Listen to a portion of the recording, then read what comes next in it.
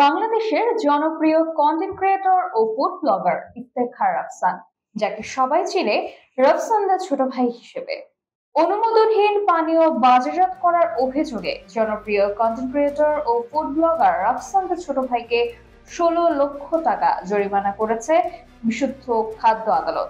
সেই সঙ্গে অনুমোদনহীন drinks blue 7 দিনের মধ্যে বাজার থেকে প্রত্যাহারের নির্দেশ দেওয়া হয়েছে।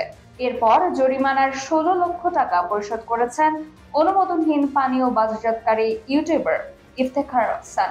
এ ধরনের ব্যবসা আর করবেন না বলেও মুচলেকাও দেন তিনি।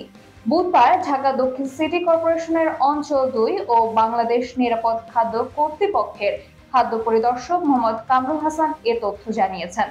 আজ বিশুদ্ধ খাদ্য আদালতের বিচারক আলাউল আকবর এ আদেশ দেন।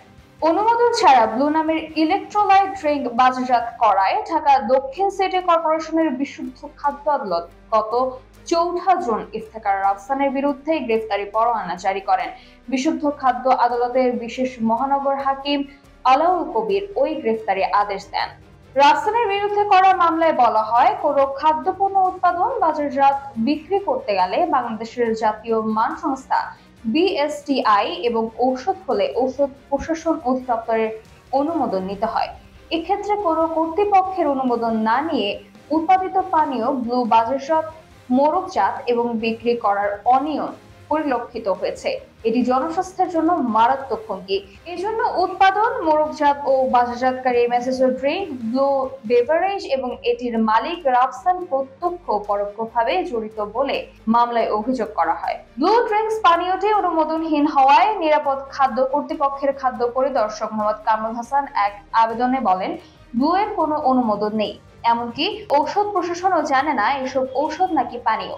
সেই পরিপ্রেক্ষিতে গত 4 জুন আদালত রাফসানের বিরুদ্ধে গ্রেফতারি পরোয়ানা জারি করে। এর আগে গত 24 এপ্রিল কুমিল্লা নগরের বেসিক এলাকায় অবস্থিত মেসার্স ব্লু ড্রিঙ্কস কারখানায় অভিযান পরিচালনা করা হয়, যা গত 17 মে নতুন করে সামাজিক যোগাযোগ মাধ্যমে আলোড়ন সৃষ্টি করে।